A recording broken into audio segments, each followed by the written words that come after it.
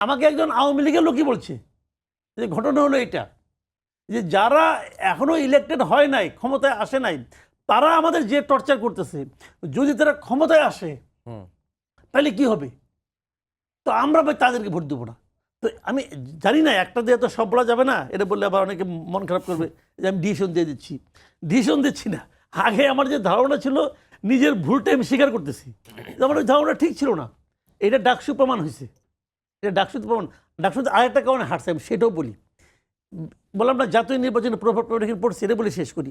সেটা হলো আপনার ঢাকা ইউনিভার্সিটির স্টুডেন্টদের সবচেয়ে বড় ভয়টা কোথায় ছিল বলেন তো? গণরুম নিয়ে। গণরুমের ভয়, পরীক্ষার আগের রাত্রে বলছে চলো যাই মিছিল করতে হবে, মিছিলের ভয়। আচ্ছা, এগুলি কারা করাইতো? আপনি বলবেন যে ছাত্রলীগ করাইতো। আমি অন্যভাবে ঘুরে বলি, এটা আসলে করাইতো সরকারি দল। সরকারি দলের যে ছাত্র সংগঠন তারা করাইতো।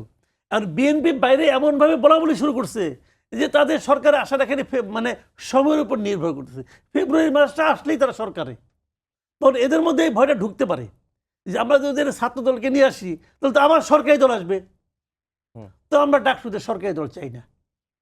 এটাও কিন্তু একটা কারণ হিসেবে কাজ করতে পারে, এটা আমার ধারণা।